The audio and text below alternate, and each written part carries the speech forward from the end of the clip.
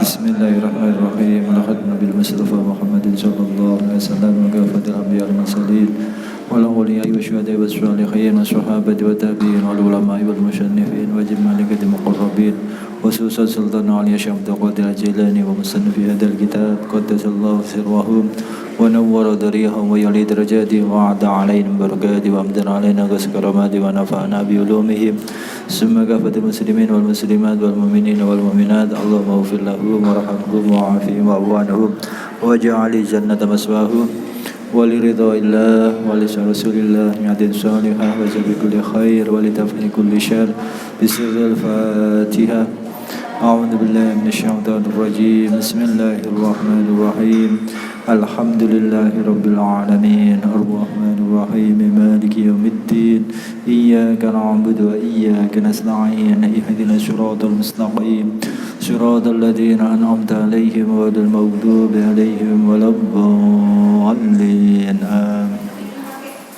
بسم الله الرحمن الرحيم Faslun yajibu ala man waqa'at minhu riddatun al-audu fawran ilal islam bin nutqi bi syahadatain wal iqla amma waqa'at bihi ar-ridda wa yajibu alaihi nadam ala ma sadara minhu wal azam ala alla ya'uda limislihi wa qada'u ma fatahu min wajibati syar'i fi tilkal muddah fa illam yatub wajabat istitabatuhu wala yuqbalu minhu illal islam awil qatl.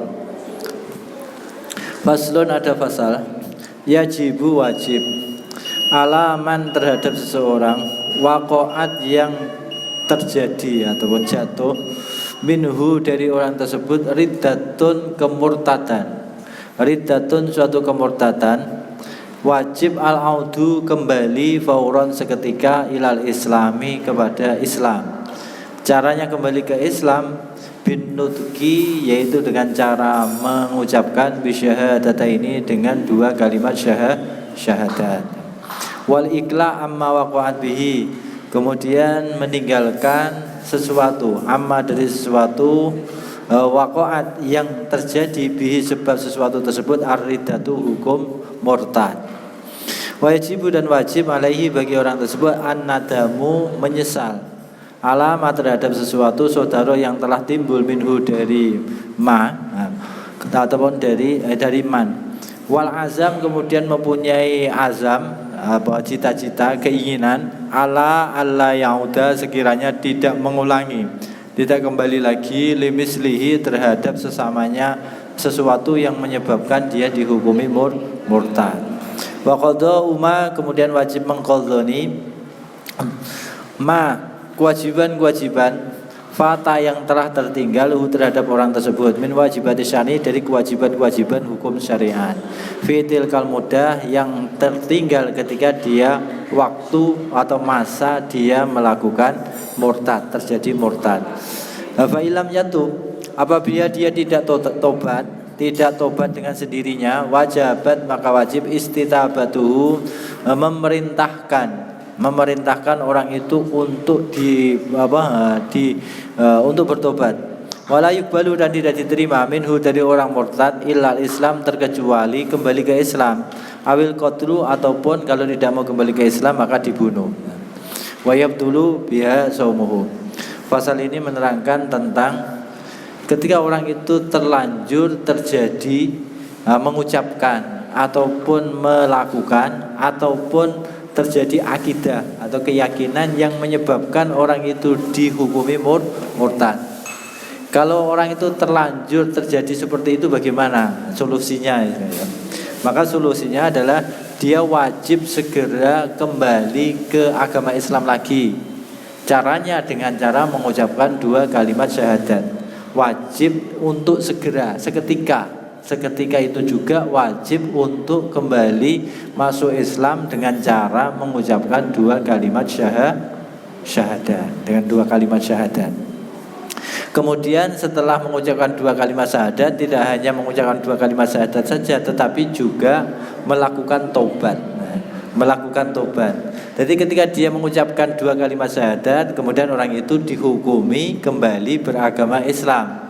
Tetapi ketika dia melakukan sesuatu yang menyebabkan dia murtad adalah bagian dari kemaksiatan ya, atau dosa besar, maka dia wajib mentobati dari terjadinya tobat tersebut. Nah, tobatnya ya secara umum, yaitu merasa menyesal terjadinya dosa itu, kemudian azam untuk tidak mengulangi lagi, kemudian segera meninggalkan apa yang menyebabkan dia dihukumi murtad. Ya tobatnya secara kaidah atau bakunya. Ya, cuma ketika dia dosanya itu murtad, ya tadi ada tambahan segera masuk Islam lagi dengan cara mengucapkan 2 kalimat syahadat. Kemudian ketika dia sudah kembali kepada agama Islam, maka di antara kewajiban lain yang harus dilakukannya adalah dia wajib mengqadhoni kewajiban-kewajiban secara umat Islam yang tertinggal ketika dia dalam waktu melakukan murtad. Ketika dia murtad kan tidak Islam. Ketika tidak Islam berarti dia tidak melakukan hukum syariat Islam, itu ya. Nah, waktu murtad ini ya, ketika nanti dia sudah masuk Islam, waktunya itu berapa? Kalau sekiranya 1 tahun berarti dia wajib ya, mengqadhoni kewajiban-kewajiban yang ditinggalkan selama 1 tahun. Jadi supaya ada orang terjadi murtad kok sampai 1 tahun, ketika dia tobat kembali masuk Islam, maka dia tetap wajib melakukan kewajiban-kewajiban 1 tahun yang dia tinggalkan ketika dia berada di luar agama Islam. Nah, itulah beratnya ketika orang itu terjadi suatu kemurtatan. Lain kalau dengan orang kafir ya. Orang kafir asli masuk Islam, maka dia wajib melakukan hukum Islam sebatas ketika dia telah masuk Islam itu dengan sampai mati, hanya itu. Tetapi kalau orang itu masuk Islamnya karena dia murtad, di samping dia wajib melakukan kewajiban-kewajibannya setelah dia Islam itu juga kewajiban-kewajiban yang telah tertinggal, yang telah ditinggalkannya selama dia murtad. Nah, itu beratnya ketika orang itu terjadi suatu kemurtatan. Kemudian secara hukum syariat agama Islam yang harus dilakukan oleh orang murtad ataupun solusinya itu hanya dua hal.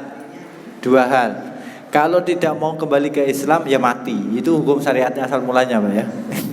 Jadi kalau orang kafir itu tidak hukum syariat Islam tidak harus mewajibkan dia Islam secara aturan. Tetapi kalau murtad itu secara aturan. Ya. Jadi istilahnya kalau orang itu asalnya orang kafir, itu kan hanya diperintah untuk masuk Islam kalau mau. Kalau tidak mau ya la ikraha fiddin itu ya. Ini hukum syariatnya. Kalau ada orang kafir itu tidak ada paksaan orang itu untuk masuk agama tetapi ya diperintah masuk agama Islam. Kalau tidak mau, itu urusan dia. La ikraha fiddin. Tetapi kalau kaitannya murtad, ini beda. Kalau murtad, orang murtad berada di di negara Islam, maka dia wajib kembali masuk agama Islam. Kalau dia tidak mau masuk kembali lagi ke agama Islam, maka hukum syariat agama Islam memerintahkan orang itu untuk tobat. Kalau dia tidak tobat, maka hukumnya adalah mati. Beda, Pak ya. Harus dipahami tadi. Jadi kalau orang kafir ya malah tadi masih aman dia. Dia tidak harus dibunuh ketika dia tidak mau masuk Islam. Tetapi kalau orang itu murtad, kalau dia tidak mau masuk Islam, hukumnya malah harus dibunuh. Ini hukum syariat agama Islamnya. Awil qatlu. Kemudian wayab tulu biha saumuhu wa tayammumu wa nikahu.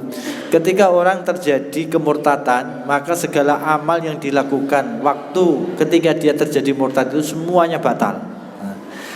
Orang sholat, waktu sholat kok terjadi murtad, misalkan pikirannya sampai terjadi kemurtatan, ya sholatnya langsung batal. Orang puasa kok terjadi murtad, puasanya langsung batal. Bahkan ibadah-ibadah sosial pun akhirnya tidak menjadi ibadah, hanya sebatas kegiatan sosial biasa duniawiyah gitu ya. Kemudian jangankan yang masalah ibadah-ibadah yang seperti itu, akad nikahnya sekalipun langsung menjadi batal ya. Atau istilahnya hubungan suami istrinya itu langsung tercerai dengan sendirinya.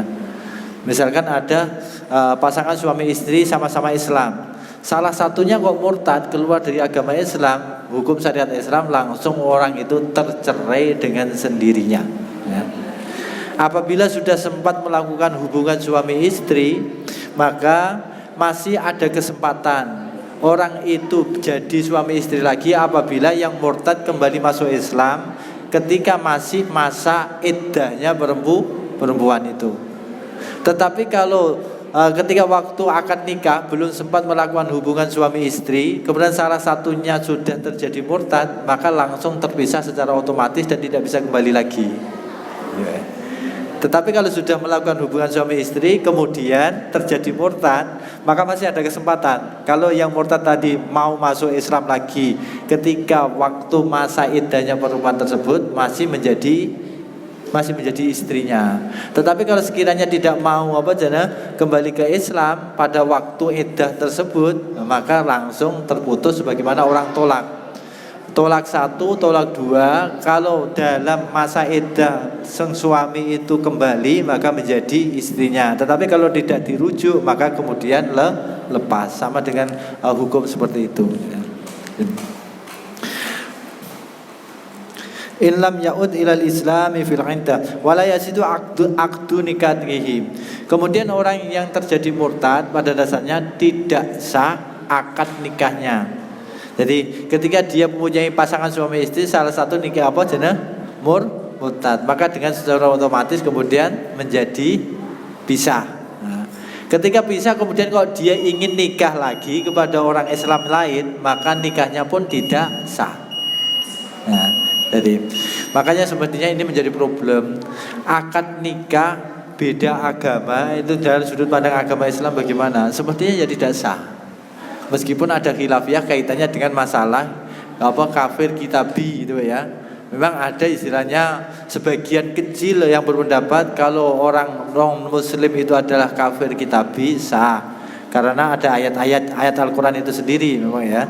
Jadi wal maksudnya minal ladina utul kitab ya. Tetapi itu pun disangsikan oleh ulama-ulama sekarang ini. Apakah orang Nasrani itu masih tetap berpegang teguh dengan kitab Injil yang sebenarnya atau tidak? Apakah orang Yahudi itu masih berpegang teguh dengan kitab Taurat yang sebenarnya atau tidaknya?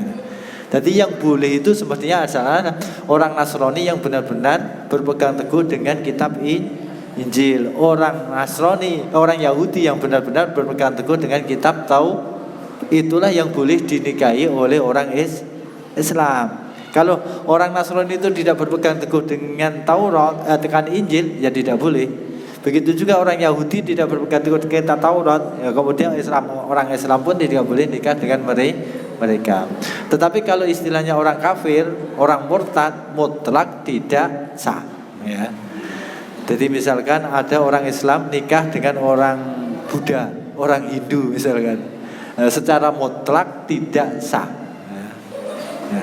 Kalaupun beda agama, asal mulanya ada yang sah, yaitu Nasrani yang benar-benar berpegang teguh dengan Injil, ataupun orang Yahudi yang benar-benar berpegang teguh dengan Taurat. Tetapi sekarang ulama-ulama sudah istilahnya tadi menyangsikan apakah Nasrani sekarang itu seperti ahli kitab atau tidak. Begitu juga Yahudi itu ahli kitab atau tidak. Gitu ya. Kalau tidak ahli kitab ya tidak sah. Berarti orang Islam secara umum tidak boleh ataupun tidak sah nikah antar agama. Ya. Kemudian watahrumu dabihaduhu. Ketika orang terjadi murtad maka maka ketika dia menyembelih hewannya tidak halal dimakan, maka menjadi bangkai hukumnya. Orang terjadi murtad, kemudian kau menyembelih hewan, maka hewannya menjadi haram, tidak boleh dimakan. Makanya syarat orang menyembelih itu ya tadi Islam. Kalau tidak Islam ya tidak boleh menyembelih hewan. Haram dimakan oleh orang Islam. Wala yarisu wala yurasu. Kemudian orang murtad itu tidak bisa mewarisi hartanya orang Islam. Begitu juga orang Islam tidak bisa mewarisi hartanya orang yang murtad. Jadi misalkan antara anak dan orang tua. Orang tua ini meninggal dalam keadaan murtad misalnya. Maka anak yang beragama Islam itu tidak bisa mewarisi hartanya orang tuanya. Ataupun sebaliknya, misalkan orang tua yang meninggal berstatus agama Islam, kemudian anaknya kok murtad keluar dari agama Islam, dia pun tidak bisa mewarisi harta orang tuanya. Jadi di sini dalam kitab Faraid itu adalah di antara penghalang orang itu tidak bisa mendapatkan warisan karena beda agama. Kemudian wala yusalla alaihi, ketika orang murtad tadi mati, meninggal, maka haram disolati, tidak boleh, hukumnya haram. Makanya ini kalau ada orang yang tidak sholat, kemudian istilahnya ada orang yang tidak mau mensolati, jangan disalahkan, Pak. Karena ini akidah, ya. Karena kaitannya dengan masalah akidah. Jadi memang sebagian ulama itu ada yang berpendapat orang yang sengaja meninggalkan sholat 5 waktu itu langsung hukumnya kafir. Ketika hukumnya kafir, maka haram disolati. Maka kalau ada seandainya ada masyarakat yang tidak mau mensolati orang yang tidak sholat ketika waktu hidup, jangan disalahkan. Itu karena prinsip akidah gitu. Jadi itu memang harusnya demikian. Kalau dia meyakini bahwa orang yang tidak sholat 5 waktu dengan sengaja tidak sholat itu hukumnya kafir. Ketika hukumnya kafir, ya memang haram untuk disolati. Harus paham Pak ya. Tetapi kalau kita mengikuti mazhab Imam Syafi'i, orang itu masih dihukumi Islam asalkan dia masih merasa bahwa sholat 5 waktu itu hukumnya wajib. Jadi dihukumi kafirnya itu ketika dia menghalalkan ataupun mengingkari hukum wajibnya sholat, maka baru dihukumi kafir. Kemudian wala yughsalu, orang itu juga tidak dimandikan, wala yufanu, tidak dikafani, wala yudfanu, kemudian juga tidak dikuburkan di kuburan orang Islam, hukumnya haram. Ya. Tidak boleh istilahnya gini, orang yang murtad ketika meninggal di tengah-tengah lingkungan orang muslim tidak ada kewajiban apapun. Boleh mayitnya orang murtad itu nanti kemudian dibawa dimakankan, diberi makan untuk makan hewan buas, itu boleh. Tidak perlu lagi diurusi. Tetapi kalau seandainya ada orang non-muslim meninggal di tengah-tengah orang muslim dan orang itu tidak ada yang ngurusi, misalkan orang kafir dhimmi misalnya istilah fikihnya, maka orang muslim masih ada kewajiban untuk mengurusi. Tetapi kalau orang murtad tidak ada kewajiban mengurusi sama sekali. Ya, lebih keji murtad daripada kafir asli. Ya. Kemudian wamaluhu fai'un, adapun harta bendanya orang murtad, nah, ketika dia meninggal itu menjadi baitul mal. Fai' itu adalah harta kas negara, menjadi harta kas negara. Jadi faslun yajibu ala kulli mukallafin atau jami'i ma aujabahu wa alaihi. Kemudian fasal selanjutnya adalah wajib bagi setiap orang mukallaf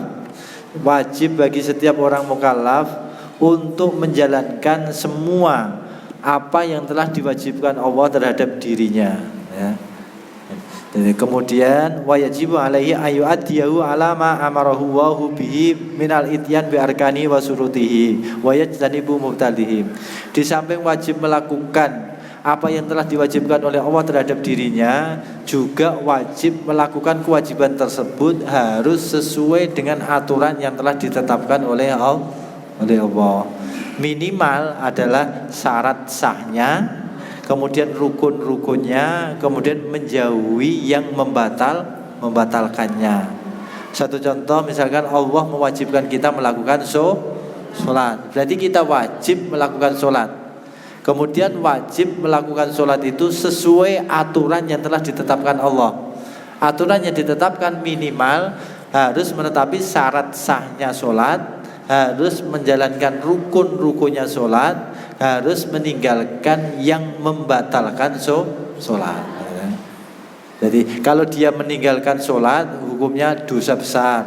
Dia sholat tapi tidak sesuai aturan mestinya, juga masih dosa besar, ya. Jadi tidak hanya sebatas melakukan, tetapi harus dilakukannya sesuai dengan aturan. dengan aturan. Kemudian wajibu dan wajib alaihi bagi setiap orang mukallaf amaroman ra'ahu tarika syai'in minha. Dia juga wajib memerintahkan kepada setiap orang yang dia lihat, orang mukallaf tadi melihat orang itu meninggalkan kewajiban ataupun melakukan kewajiban tetapi tidak sesuai aturan yang semestinya. Ini yang semestinya adalah dalam kehidupan sosial kita sehari-hari menjadi wajib tetapi kita sering tidak melakukannya. Itu adalah hukum wajib bagi kita yang sering kita tinggalkan. Pada dasarnya adalah hukum seperti ini. Ketika kita melihat orang yang tidak melakukan sholat, semestinya kita wajib merintah orang itu sholat. Ataupun kita melihat orang sholat tetapi sholatnya salah, kita wajib mengingatkan orang itu bagaimana tata cara sholat yang benar. Tapi kewajiban yang seperti inilah yang kadang-kadang sekarang ini sudah langka dilakukan oleh seseorang. Kalau ceramah itu mudah, coba ya tadi kalau merintah seperti tadi begitu sangat. Jadi kalau istilah mengajar, ceramah atau apa aja, dan lain sebagainya itu masih mudah. Tetapi kalau yang tadi adalah melakukan perintah Allah untuk memerintahkan orang yang meninggalkan kewajiban, nah itu yang sulit. Kemudian wajibu alaihi qahruhu ala dzalika in qadara alaihi wa illa fayajibu alaihi al-inkar biqalbihi in ajaza anil qahri wal amri wa dzalika dha'aful iman. Kewajiban kita memerintahkan orang untuk melakukan kewajiban ataupun meluruskannya tadi itu semestinya adalah kita tidak hanya sebatas wajib perintah tetapi harus memaksa kalau ada kemampuan. Harus memaksa kalau ada kemampuan. Kalau tidak ada kemampuan harus menasehati. Kalau tidak mampu juga untuk menasehati maka wajib ingkar di dalam hati. Wajib ingkar di dalam hati. Kalau kita tidak ingkar di dalam hati maka kita terkena dosanya dari dosa orang tersebut. Jadi kita ikut menanggung dosa dari dosa yang dilakukan oleh orang tersebut. Kalau tidak ada perasaan ingkar di dalam hati. Makanya jangan sangat persepsi juga, ya. Ketika ada orang yang melakukan maksiat, itu secara syariat memang kita wajib diperintah untuk benci, ya. Makanya kalau kita dibenci orang, ya kita harus introspeksi diri. Gitu, ya. Apakah memang kita harus dibenci atau tidaknya, gitu. Jadi sebenarnya memang orang Islam, syariat agama Islam, kita itu harus ingkar terhadap kemaksiatan. Jadi kalau ada orang melakukan maksiat kemudian dibenci orang, ya jangan menyalahkan yang benci. Karena membenci orang itu memang harus. Jadi kita itu wajib mencintai apa yang telah dicintai oleh Allah. Kita wajib membenci apa yang telah dibenci oleh Allah. Kan mudah, Bu, ya. Kaidahnya kan demikian. Kita itu wajib mencintai apa yang telah dicintai oleh. Begitu juga sebaliknya, kita itu harus membenci apa yang telah dibenci oleh Allah. Orang yang maksiat itu dibenci oleh Allah. Ya kita ya ada kewajiban untuk membenci mereka semestinya. Wa illa fayajibu. Wa dzalika ad'aful iman. Kemudian aqallu ma yalzamu al-insan indal ajzi. Jadi istilahnya ketika kita membenci orang yang maksiat, kaitannya dengan kemaksiatannya, bukan pribadi orang itu, ya. Tetapi karena dengan kemaksiatannya itu digolongkan orang Islam yang lemah imannya. Kalau imannya kuat, ya harus dipaksa. Orang itu harus melakukan kewajiban. Kalau tidak mampu memaksa, ya harus menasehati, memerintahkan. Kalau tidak mampu, kita harus benci. Ya, kita harus membencinya dengan hati tadi, ya. Kalau kita tidak membenci, ya berarti kita tergolong orang yang lemah imannya. Wa yajibu tarku jami'al muharramat. Begitu juga bagi setiap orang mukallaf wajib meninggalkan segala yang diharamkan oleh Allah. Wajib meninggalkan semua yang diharamkan oleh Allah Subhanahu wa taala. Wa naha murtakibiha, begitu juga ada kewajiban untuk melarang melarang orang yang melakukan yang diharamkan oleh Allah, melarangnya kohron dengan paksa, dipaksa untuk berhenti. Kalau kita ada kemampuan untuk memaksa menghentikan suatu kemaksiatan, mestinya ada wajib kita untuk menghentikan kemaksiatan itu. Kalau tidak mampu memaksa, kita wajib menasehati. Kalau tidak mampu menasehati, wajib benci atau wajib mengingkari. Wa muharaqati ma'udi'al maksiat. Kemudian ketika kita benci dengan kemaksiatan tersebut, juga kewajiban kita ya harus menjauhi tempat itu. Jangan benci tetapi ikut di situ terus, ya tidak boleh juga. Jadi ketika ada suatu kemaksiatan, misalnya ketika kita tidak bisa berusaha untuk menghentikan, maka kita ada kewajiban untuk membenci kemudian meninggalkan tempat tersebut. Kemudian wal haram ma tawa'adallahu murtakibahu bil iqab wa wa'ada tarikahu bisawab. Adapun yang dikatakan hukum haram itu adalah setiap sesuatu yang Allah menjanjikan bagi orang yang melakukan Allah mengancam bagi setiap orang yang melakukan itu akan disiksa Allah.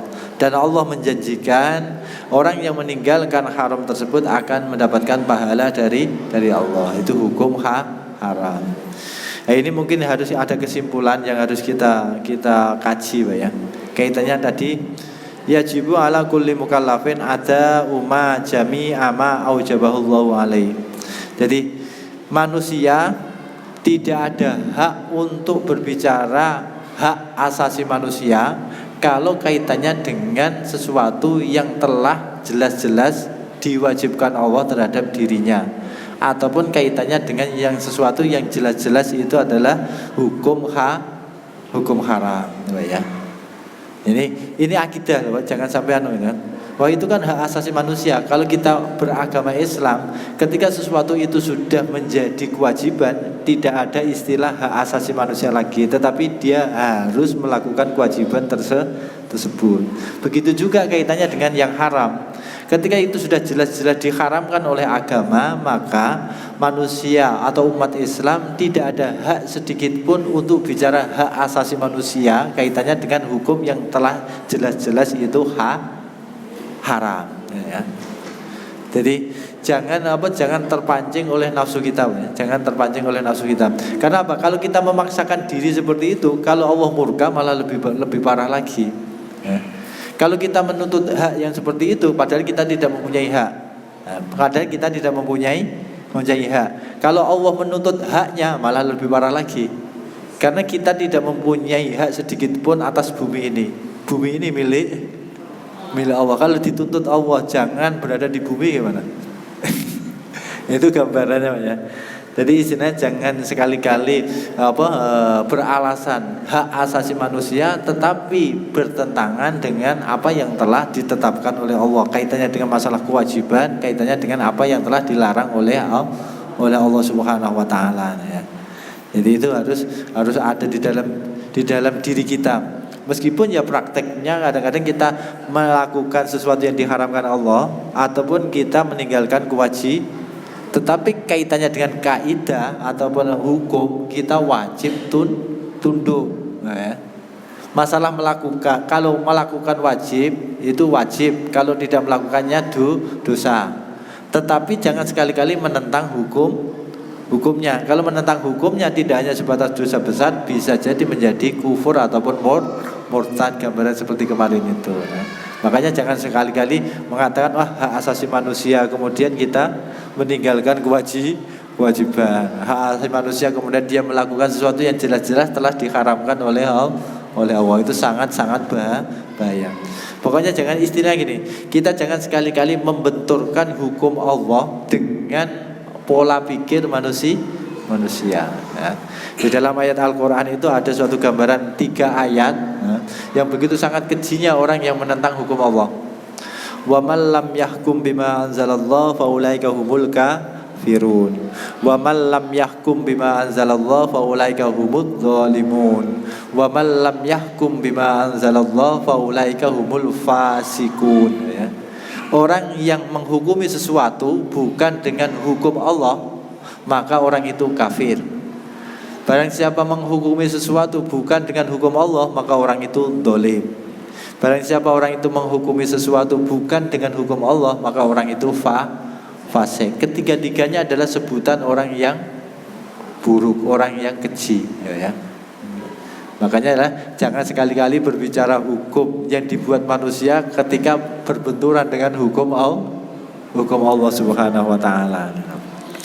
Untuk pengantar ujian kita mungkin itu, mungkin aja kita bahas, semoga